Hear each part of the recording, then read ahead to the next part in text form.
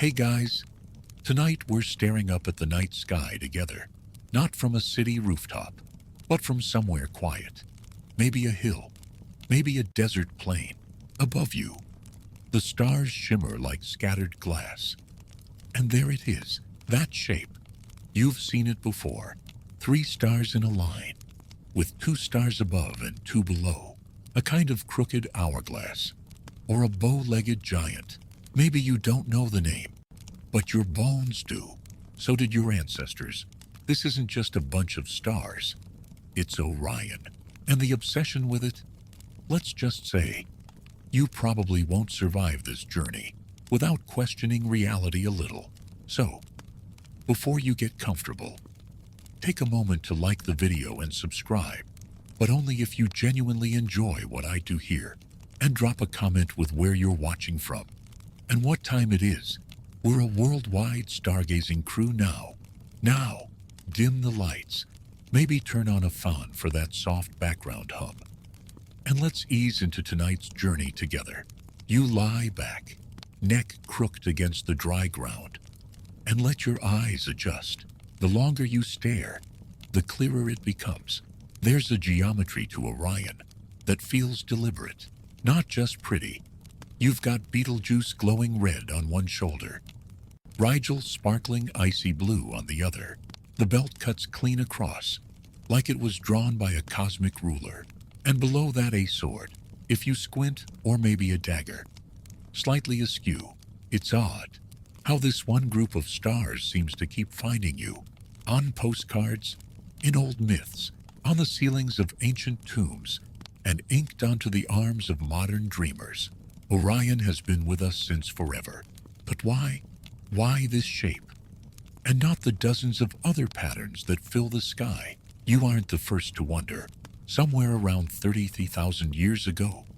Yes, that far back our early human cousins in Europe painted the walls of their caves, not just hands and bison, but dots, arranged in what some believe might be early star maps.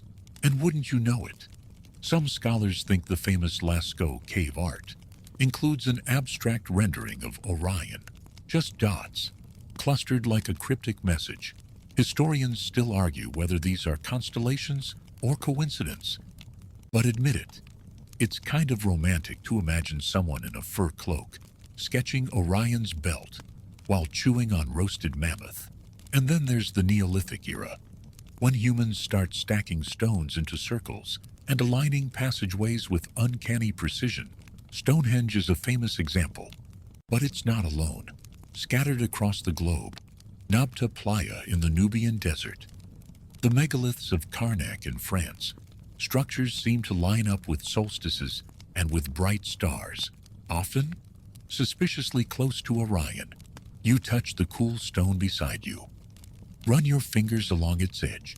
Imagine being the one who hauled it here, with nothing but rope and sweat, and maybe a belief that the stars above needed mirrors below. Now, flash forward a few thousand years. You're in the darkened highlands of what is now Namibia.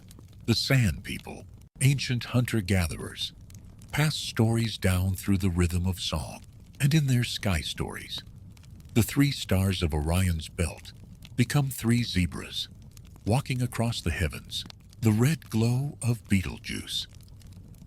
That's the campfire where they roast stolen meat, always on the run from a celestial lion.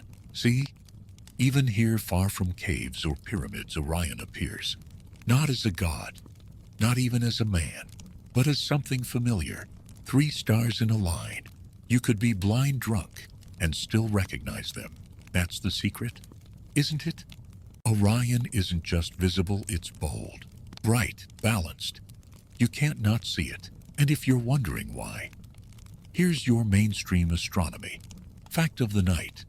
Orion is a winter constellation for most of the northern hemisphere, perfectly placed in the night sky during cold, clear months. Its stars are among the brightest in the sky. And the belt, especially Alnitak, Alnilam, and Mintika, line up in a way the human brain just loves. Our minds are wired to find patterns, faces in clouds, animals, and toast. So when something in the sky is actually symmetrical, it's practically begging to be deified. And yet, it's not just about symmetry, is it? You roll onto your side. A cold wind brushes your ear. Somewhere far away, a coyote yips. The stars don't blink. They've seen every empire rise and fall. And through it all, Orion has stayed exactly where he is, striding across the celestial equator like he owns the place. But here's a quirky little tidbit to carry with you. Some cultures don't see Orion as a hunter at all. In parts of the Philippines, the belt and sword become a rice stalk, notched and ready for harvest. In other regions, the whole constellation is a turtle or a canoe full of gods. Different names, different stories, same stars. That's the kicker, isn't it? How did all these ancient peoples scattered across continents, oceans apart, settle on the same stars as significant? Were they copying each other? Probably not. Some couldn't have possibly known about the others. So maybe the obsession with Orion isn't about mythology at all.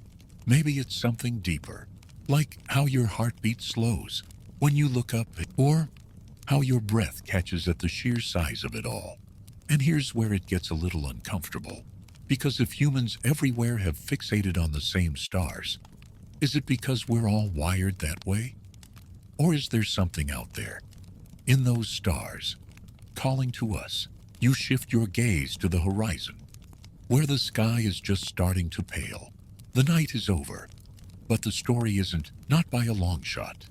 Because if you think ancient stargazers were just dreamers with too much free time, wait until we climb a Babylonian ziggurat and decode the sky like it's a divine instruction manual. But the stairs are steep, and the stars are still whispering. You're climbing now, not a mountain. Not exactly. The steps beneath your sandals are made of sun-baked mud brick, worn smooth by centuries of ritual. You're ascending a Babylonian ziggurat, and it's hotter than a laptop on your thighs in mid-July. Your breath shortens. The air smells of smoke, human, and something else, burnt cedar. Maybe you reach the top platform and look out. The flat horizon glows orange. Behind you, temple priests chant in a tongue you don't understand. Before you, the stars are dimming, but Orion still hangs defiantly in the sky. Here in ancient Mesopotamia, this constellation wasn't just pretty scenery. It was a divine blueprint. The Babylonians, kings of lists, calendars, and math that still gives modern scholars a headache, charted Orion with a kind of obsessive reverence. They called it the true shepherd of Anu, which sounds poetic until you realize they really meant it. These stars were linked to the god Anu, the Sky Father himself. To the Babylonians, Orion was part of the divine bureaucracy, a heavenly civil servant, keeping the universe in order. Your fingers hover over a clay tablet, still warm from the scribe's touch. The cuneiform is neat, ruthless. This one's a star catalog, just one of hundreds. Babylonian astronomers didn't just stargaze. They recorded, and not just for fun. They used these stars to tell when to plant barley, when to crown kings, when the gods were angry. Orion, with its unmistakable belt, was a celestial trigger. Its first seasonal appearance marked the beginning of rituals, harvests, omens. The sky was a clock, and Orion was its pendulum. Here's a mainstream fact to anchor you. The Babylonians developed one of the earliest known star charts, the Mu-Apin, dating back to around 1000 BCE. In it, they identified Orion and several other constellations we still recognize today, not as vague myths, but as measurable zones that governed the heavens. But this is where it gets juicier. That neat little belt of stars. It's always aligned in roughly the same angle, across different epochs. But the Babylonians noticed something weird. Sometimes the stars didn't rise where they should. Stars wandered. The planets acted up.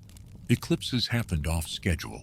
And Orion's timing sometimes slipped, which sent them spiraling into a full-blown cosmic anxiety spiral. Because if Orion, the dependable shepherd, could break pattern, what else could go wrong?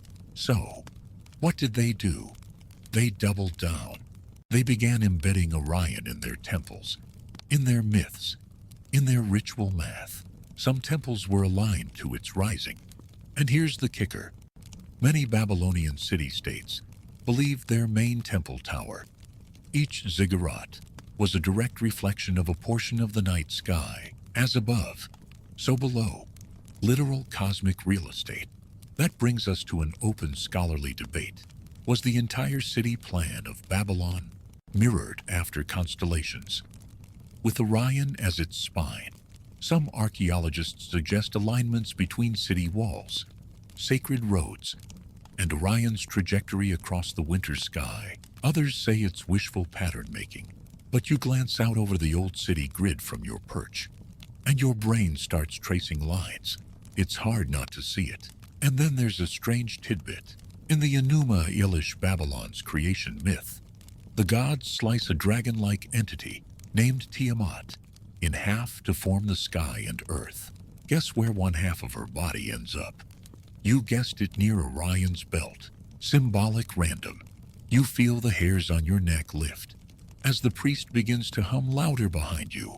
The ancient world loved blood sacrifice, but they loved symbolic blood sacrifice even more. You close your eyes. The wind up here is soft, dust-scented. There's something soothing about this height. The echo of distant temple drums. For a moment, you feel what they must have felt: awe, fear, purpose. The sky is too perfect to be random, too structured to be chaos. So they wrote it down, over and over. Clay tablets, walls, seals, Orion everywhere. It was the known in the unknown. And it wasn't just the astronomer priests who knew it. Everyday folks knew to look for the belt in winter. Farmers timed their irrigation to the stars. Midwives tied Orion to fertility cycles. Soldiers took its rising as a sign of war. Orion wasn't just a pattern, it was a schedule. You blink, and the scene shimmers. A glitch in your imagination, or time folding a bit, because now you're seeing something else. Not just Babylon, but another city, even older. Eridu, Uruk, Nineveh, all places with temples, some aligned to Orion's path, some not. All places where ziggurats rose, like staircases to the gods. And always, a priest at the top, murmuring into the sky like it might whisper back. This obsession, you realize, wasn't aesthetic. It was logistical. They needed the stars to behave, because if the stars didn't behave, the gods weren't happy. And if the gods weren't happy, well, say goodbye to your crops, your dynasty, your kneecaps. You open your eyes. Orion is fading into the pink dawn now, but his belt lingers, unchanged, familiar, eternal. But there's a stone tucked into the base of this ziggurat, barely visible, covered in soot, and you lean in. It's carved with something odd, not cuneiform, not Sumerian script, just 3 dots in a line, like the simplest graffiti ever made, or the most profound. You touch the stone. It's warm. And that's when you realize you've seen that symbol before. Not just in Babylon, but in Egypt, in pyramids. And those pyramids, well, they're next. The air is different now, dry, baked, ancient. You shield your eyes from the sun, which climbs too fast above the golden sand. There's no transition, no plane ride, just a blink. And now you're standing at the base of something truly massive. The Great Pyramid of Giza looms overhead, sharp edges softened by millennia, but still defiant against time. Your neck cranes upward, spine bending until it aches. You know this place, or at least, you think you do. But what you don't know, not really, is how deeply obsessed these ancient Egyptians were with the stars. Not just any stars. Orion. Here's your mainstream fact. No mystical garnish needed the 3 pyramids at Giza. are famously aligned with the three stars of Orion's belt. That's not fringe theory anymore. It's widely accepted that the ancient architects placed these stone mountains to mirror the night sky. And not just generally. The alignment is tilted, just like the belt itself, one pyramid slightly offset, as if the builders were copying the stars with reverent precision. You brush your fingers along the limestone blocks. They're cool despite the sun, enormous despite the photos. Each weighs as much as a semi-truck, and yet someone or a lot of someone's hauled them across the desert, stacked them, shaped them, and pointed them not to Mecca, not to the Nile, but to Orion. Why you duck into a passage? It's tight, dry, and smells faintly of dust, and old things that probably don't want to be disturbed. A torch flickers ahead, down in the heart of the pyramid. You come to the so-called King's Chamber. Here, the walls breathe silence. The air is thick with sleep, almost meditative, and above you, carved subtly into the stone, a shaft just wide enough for starlight to reach in. That shaft, it's not random. It points to Al-Natak, the leftmost star in Orion's belt. Now here's where your heart skips a beat. Scholars believe these shafts weren't for ventilation. They were celestial funnels, channels through which the soul of the deceased pharaoh could ascend to join the gods. And which gods? The constellation Orion was associated with Osiris, lord of the underworld, judge of the dead. This wasn't symbolic. This was functional. The stars weren't decoration. They were highways for the afterlife. You step closer to the wall. It's smooth, almost unnervingly so. And somewhere in that smoothness is a deeper message, whispered through geometry and alignment. The Egyptians weren't just building tombs. They were engineering portals, stargates, if you're feeling dramatic. And Orion was the destination. And here comes your quirky tidbit. Some fringe theorists argue that the pyramids weren't just spiritual engines, but literal landing markers. For what you already know, aliens were not going there seriously. Don't worry, but isn't it interesting how many unrelated cultures considered Orion the home of their gods, or the place their ancestors came from?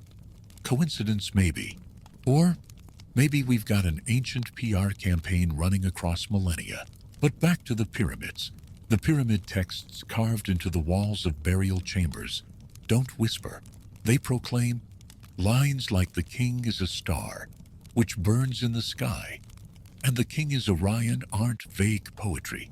They declare that becoming Orion was the royal afterlife plan. This constellation was more than a location. It was an identity, a transformation. Historians still argue whether the Orion correlation was deliberate at the time of construction or an interpretive overlay added later. But the architectural choices are loud, and so is the cosmic resonance. And if it's not Orion, then explain the shape, the tilt, the alignments. Explain the shaft that leads not to a random patch of sky, but directly to a star with a name. You step out of the darkness now, back into the sun, and the light hits you like an accusation. The pyramids, massive, silent, exact, aren't just Egyptian achievements. They're celestial monuments, and Orion hovers above them still, faint in the daylight, but never gone. You turn toward the desert. It stretches endlessly, gold and pale, a rippling sea of silence. But your ears catch something, a song, distant, ghost-like, across time and sand. You're hearing a chant, not from Egypt, but from the Dogon people of Mali, far to the southwest. For centuries, the Dogon have told stories of a sacred star called Sigwi Tolo, which some believe corresponds to Sirius, Orion's celestial neighbor. But more intriguingly, their traditions link Sirius to a faint companion star, Sirius B, which modern science only confirmed in the 20th century. And in their myths, this knowledge was passed down long before telescopes. Some say the Dogon knew things they shouldn't have known. And once again, Orion is nearby, always nearby. You feel the desert wind whip your cloak, or whatever garment you've mentally conjured for this dream walk, and you squint against the brightness, the belt, the shaft, the chance they all pull your mind back to one question. Was Orion chosen by chance, or revealed by something bigger? Maybe it's neither. Maybe the very shape of those stars spoke to something in us, something shared, like how babies recognize faces, or how all music, at some level, obeys rhythm. Here's something to chew on. Before we wander to the next chapter, many ancient cultures, not just Egypt and Babylon, built massive monuments that aligned to stars, and the number one repeated celestial feature across the globe, not the North Star, not even the sun. It's Orion's belt. You tilt your head, trying to imagine the night sky through Pharaoh's eyes. Did he lie here, arms crossed, believing that death was just the start of a climb? That Alnatak was a door, that Osiris waited on the other side. You'll never know. But somewhere just above the horizon line, you spot a trio of stars forming a crisp line. Even in the daylight, you swear they flicker, and we haven't even reached the Americas yet. You're not sure how you got here. One moment, you're sweating in the Egyptian sun. The next, you're deep in the jungle. Thick humidity wraps around you like a damp blanket. Cicadas shriek like tiny alarm clocks, and the air tastes like moss and something smoky. You push aside a giant palm leaf and freeze. In front of you, emerging from the green, is a stone pyramid, steep, angular, rising like a stairway to the gods. But this isn't Giza. This is Central America, Maya territory. And once again, Orion is watching. Above the trees, the night sky opens like a velvet curtain. And there it is, that familiar belt, tilted just so.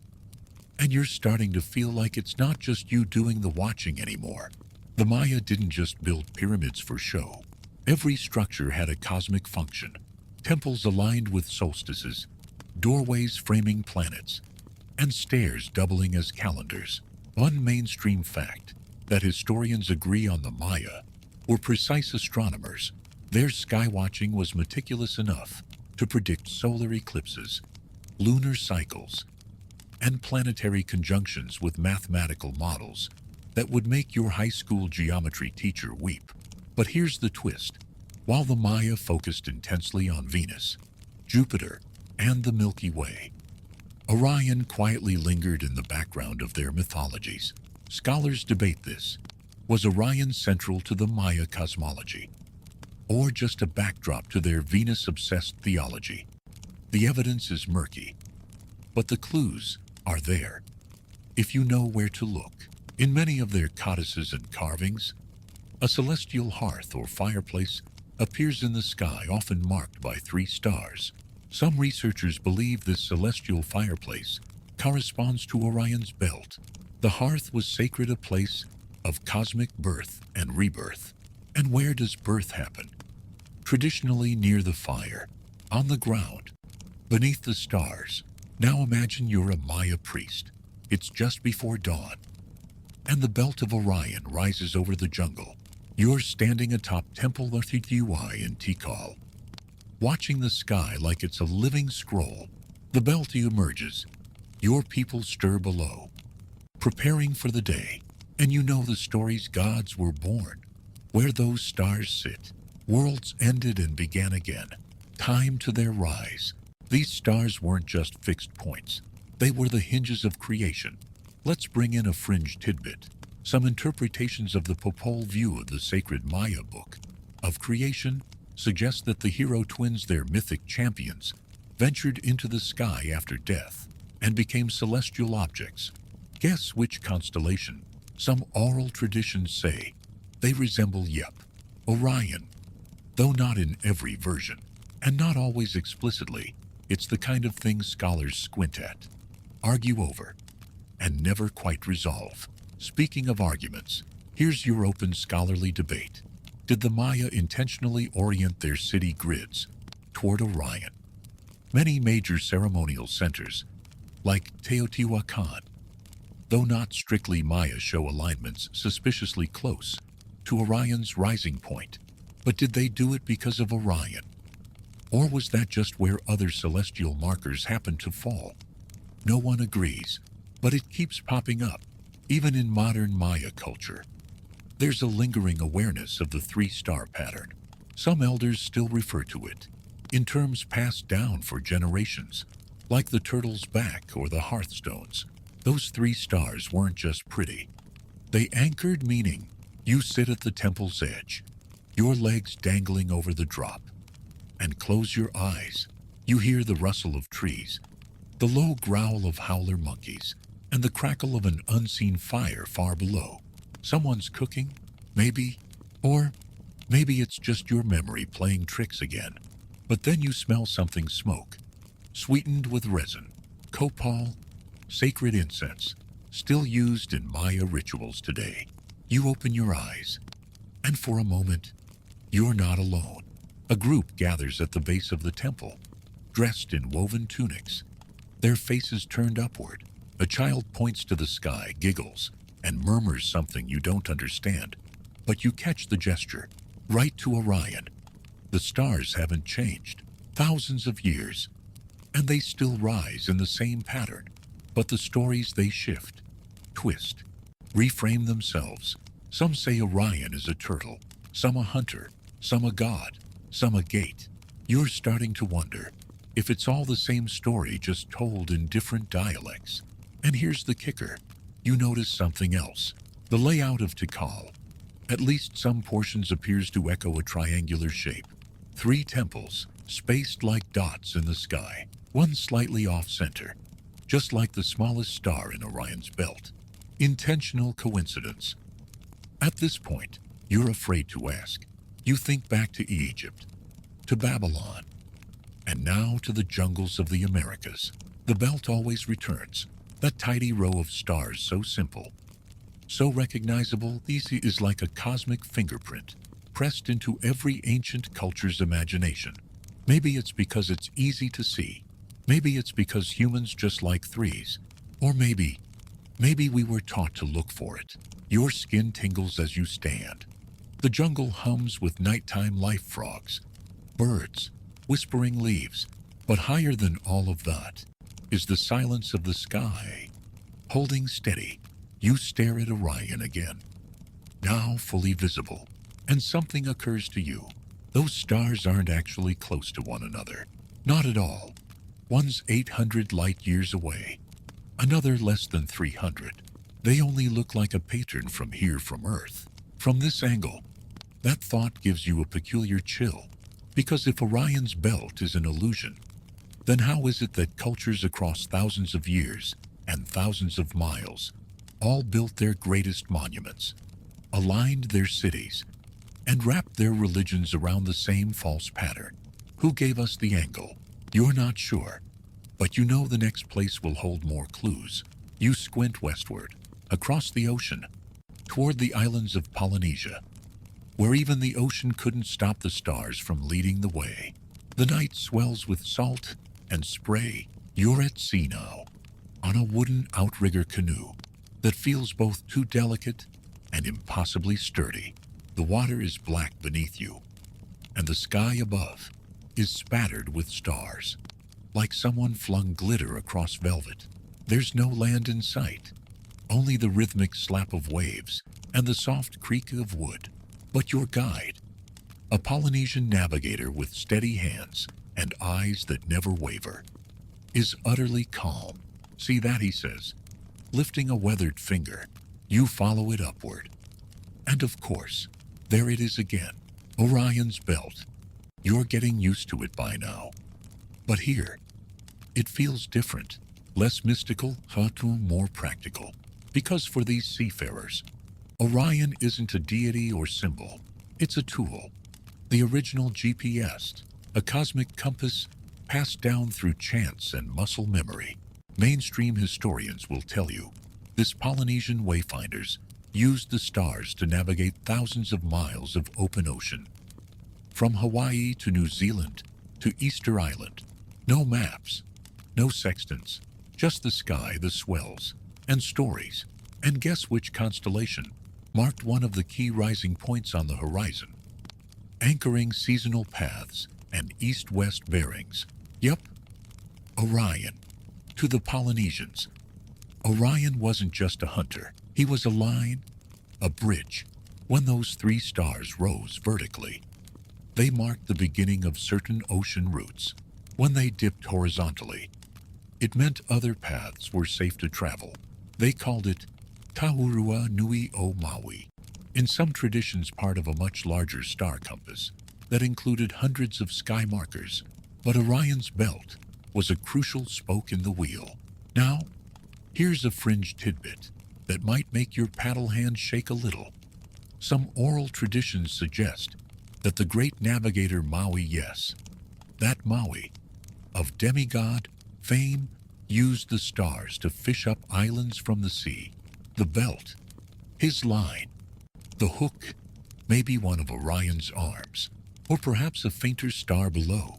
The metaphor is poetic, but maybe more than that. If Orion guided explorers across impossible distances, then yes, he did create new worlds, one landfall at a time. You stare out into the blackness.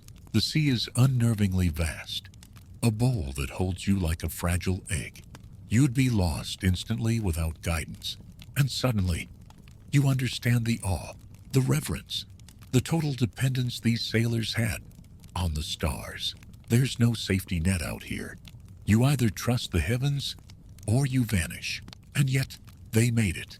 They made it across thousands of miles, without any of the gadgets we now use, to find the nearest coffee shop, all by watching the skies and feeling the rhythms of wind and current. Historians still argue whether Polynesian voyages were planned or accidental. Did they purposefully set out to colonize distant islands, or were they blown off course, later mythologizing their lucky landings? But the consistency of navigational chance, passed down with eerie precision across generations, suggests intent. These people knew what they were doing, and they knew Orion. Your navigator hums now, low and even. It's a memory song, part lullaby, part map. He chants names, each one a star, a wind, a swell. The canoe doesn't veer. It moves with the grace of a leaf on a stream. Guided by ancient code, you lie back, spine against the hull, and let the spray kiss your cheeks. The stars drift overhead, and you feel a strange closeness to them, not like someone staring up at the heavens, but like someone moving with them. Orion isn't far. He's just above your nose, spinning slowly in that eternal dance. It feels personal now. You blink, and suddenly you're on shore again, on a rocky coast, somewhere on Easter Island. The massive Moai statues stare inland, their backs to the ocean. Their expressions are unreadable, thoughtful, maybe judgmental, maybe just tired. And here's where things get weird. Some Moai, according to recent alignments, point not just toward ceremonial centers, but toward the rising of Orion's belt during key seasons. The ancient Rapa Nui people carved and moved these statues, some weighing over 80 tons, without wheels or draft animals. They say the Moai walked, but no one knows how. What we do know, the stars mattered here, a lot. There's one site, Ahuakivi, where 7 Moai face the sea, a rare orientation, and are believed to align with the setting sun during the equinox. But more interestingly, scholars have found that around the equinox, Orion's belt rises vertically over the island's horizon, right where those Moai stare. Coincidence? You've learned not to trust that word anymore. You crouch near one of the statues, brushing your fingers along the stone. It's rough, flecked with lichen, but solid. You wonder if these giants were meant to keep watch, or if they were the watchers themselves. Did they mark the stars, or summon them? The ocean crashes behind you, echoing against the cliffs. It sounds like a heartbeat, or maybe a clock, and suddenly you feel it again, that pulse, that tug, as if something ancient is calling not just from the past, but from the sky. A rhythm older than maps, older than writing, older than fear. You realize you're no longer just following a constellation, you're following a whisper. And where does that whisper lead next? Back across the ocean, to the old world, to the land of warriors, wolves, and long winter nights. A place where Orion had a different name and a very different reputation. The Norse saw him not as a hunter, not as a hero, but as a warning. You shiver. You land with a crunch of frost underfoot. Everything smells of pine, smoke, and iron. You're in the north now, far, far north, where the wind slices through layers and the night stretches on for half a year. You pull your cloak tighter. Okay, it's not really your cloak, but you're in someone's boots, and their breath fogs the air like a dragon. A ring of stones surrounds a roaring fire. There's mead, and axes, and stories. The kind you don't interrupt. The kind that twist the air and make the shadows lean in to listen. And above it all, Orion, still there. Except the Norse don't call it that. To them, it's something darker, something stranger. They called it Frigg's distaff, or Frigjar rocker, the spinning tool of the goddess Frigg. Others called it Orwandil's toe, as in a literal toe, plucked off by Thor and flung into the sky. You know, casually, as you do. Mainstream historical fact. The Norse were expert sky watchers, using stars to time planting, sailing, and festivals. Their mythologies aren't organized like the Greeks, but the constellations are there, woven through sagas and eddas, half buried in poetic metaphors. And while Orion wasn't their hero, those three bright stars still loomed large. The belt became a distaff, a spinning staff used in weaving. Why? Because the Norse imagined the sky not as a hunt, but as a loom, a giant spindle turning the threads of fate. The stars weren't targets or trophies, they were tools, instruments in the hands of gods who measured and cut lives like strands of wool. That twist hits you hard, because now Orion isn't a person at all. It's a process, a reminder that time spins, unwinds, tangles, and eventually snaps. You rub your arms, chilled now, not just from the wind, but from the idea. And here's your fringe tidbit. In some corners of Viking lore, the belt stars are said to mark the path of ghost ships. In the sky, spectral longboats sailing to the afterlife. The dead weren't buried beneath. They were carried above. The aurora borealis was their flickering torchlight, and the stars their frozen wake, which makes Orion a kind of celestial ferry captain. Not the hunter, not the guide, but the usher between worlds. You glance up again. The belt is tilted, hanging just above the tree line. It looks colder here, harder, less mythic, and more like a row of nails hammered into black glass. Your fire crackles beside you, and a Norse elder beard like braided iron leans in and begins a tale. Not with words, though, with runes, scratched into a piece of wood, his fingers tracing them like prayers. Historians still argue whether the Norse intentionally tracked Orion. He might say, if he were speaking modern English and teaching a university seminar, or if they simply absorbed it into their wider sky lore without mapping it precisely. But you get the sense that it didn't matter. They felt the sky. They read it the way they read wind and sea and omens in the bark of trees. Orion wasn't a name. They didn't need names. They had patterns. They had rhythm. And those patterns seeped into everything. Stone circles in Scandinavia, some call them Viking Stonehenge, a line suspiciously close to Orion's rise or set points. Ship-shaped stone graves curve like celestial arcs, some echoing the stars overhead. Again, was this intentional, or just the way the world bends when you live inside story? That's the question that keeps following you, because as the fire burns lower, and the northern lights ripple like silk torn in the wind. You realize something.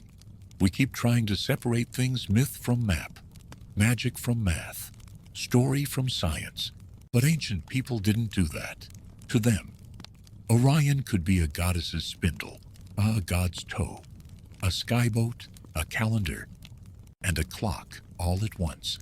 No contradiction, just layers. Your breath fogs again, and you press a hand to your chest. Your heart is still beating, but slower now, softer, like it's sinking to something older. The stars, maybe the wind.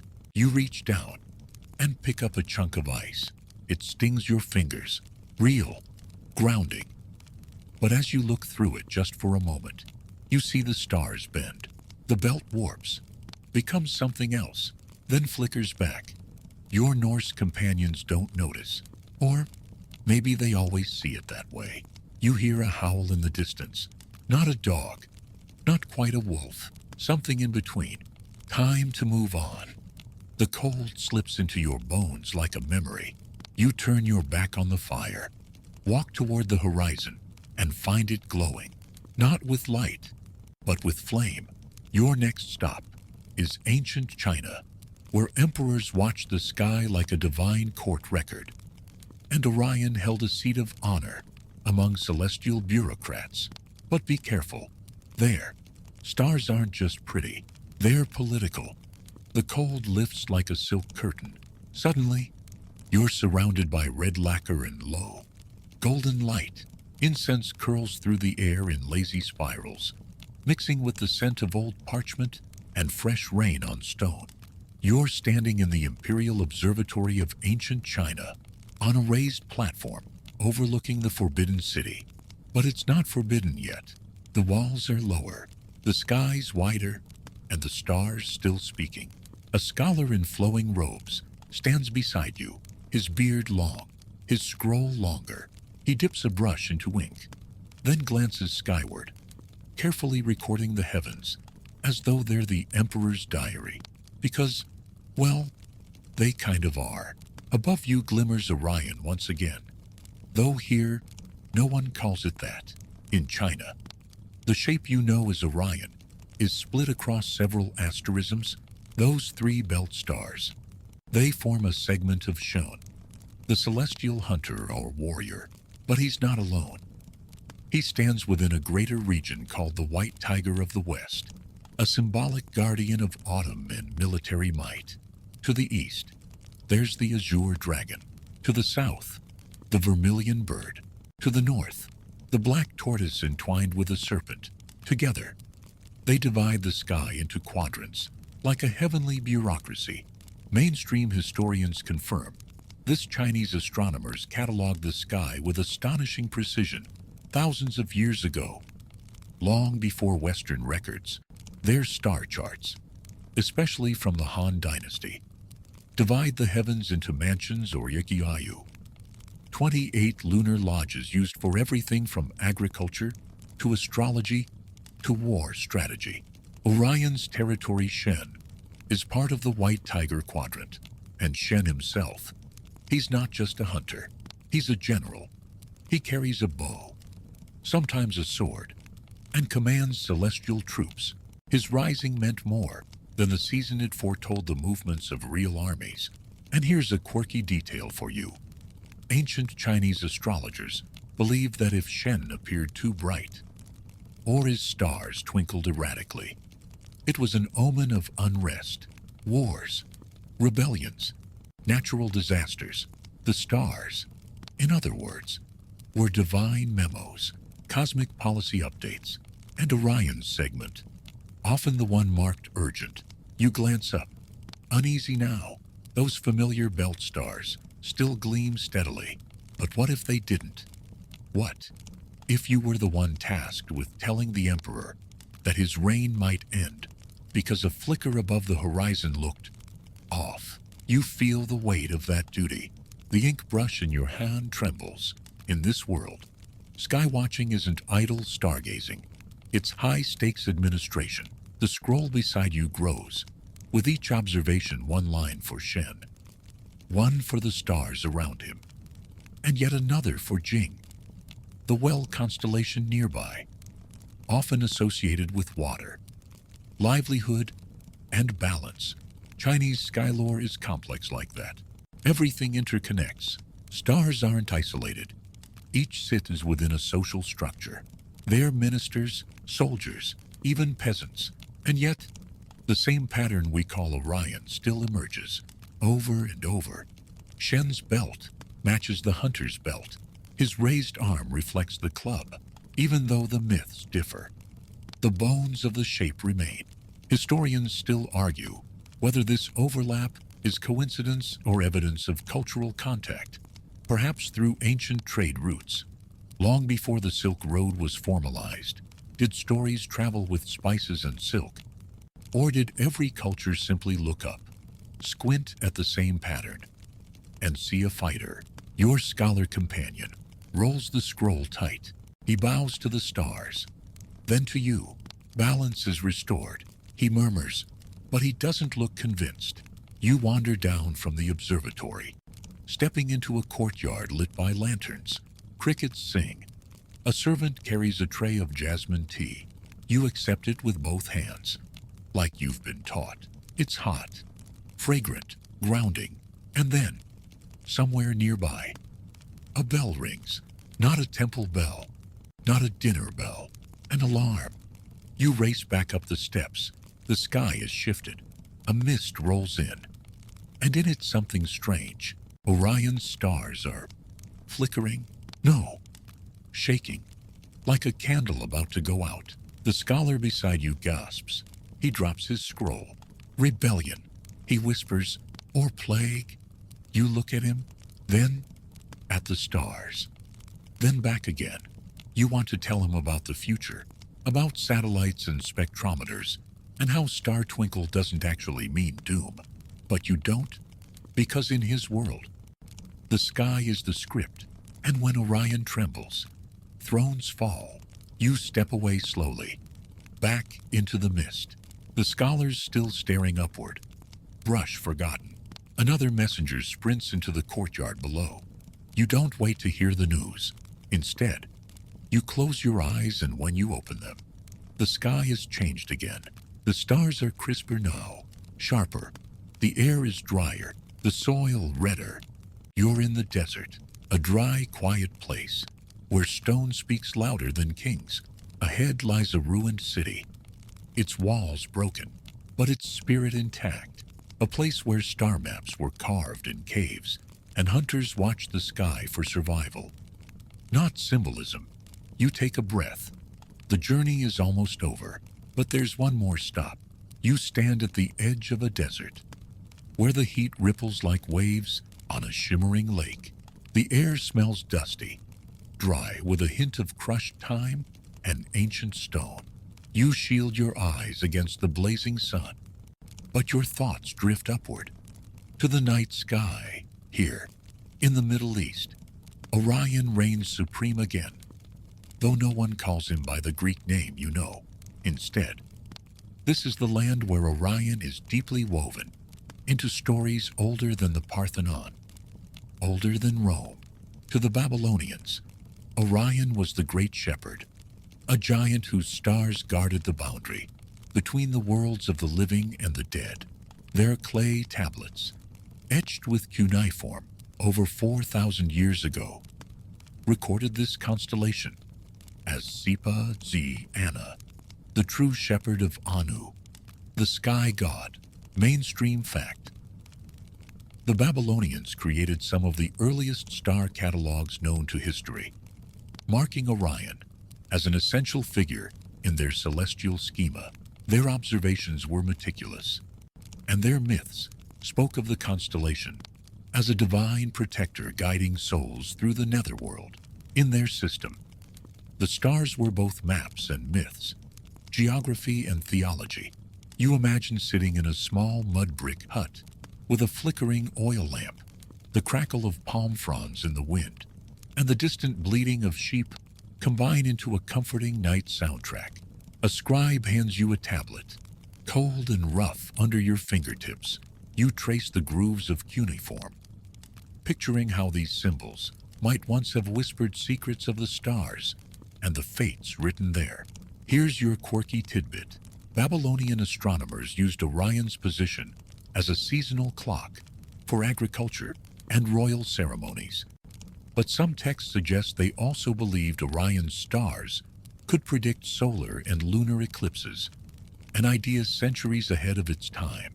The constellation was not just a decoration, but a predictive tool, a cosmic warning system wrapped in divine metaphor.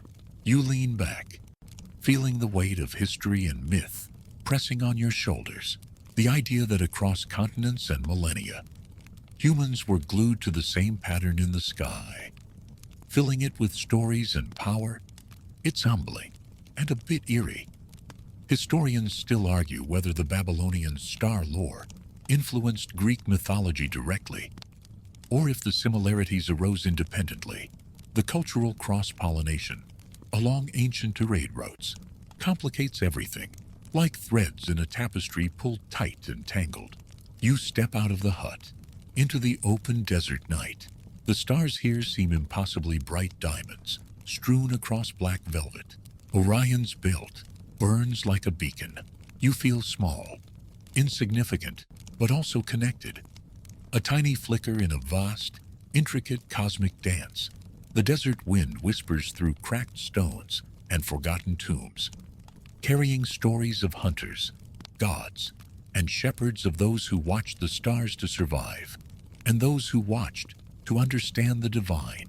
You close your eyes and breathe deeply, tasting the cool night air and the dust of countless generations.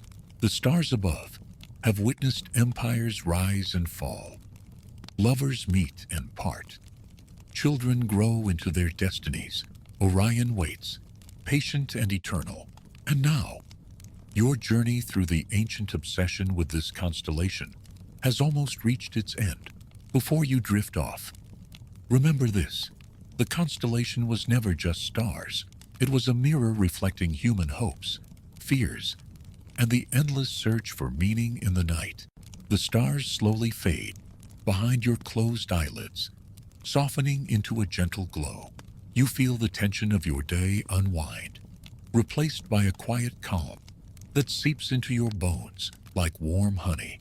The world slows, and with it, your breath deepens, steady and slow. Somewhere far away, the faint rustle of leaves, a distant bird settling for the night. Orion's image lingers, not as a distant figure in the sky, but as a shared thread woven through time and space, a silent witness to humanity's wonder and curiosity. Each flicker of those three bright stars becomes a lullaby, a quiet reminder that even in darkness, there is order, story, and connection. So as you sink deeper into your dreams, know that the past isn't really behind you. It's just above, watching, waiting to greet you with every new night. The story is over. See you tomorrow night. Sweet dreams.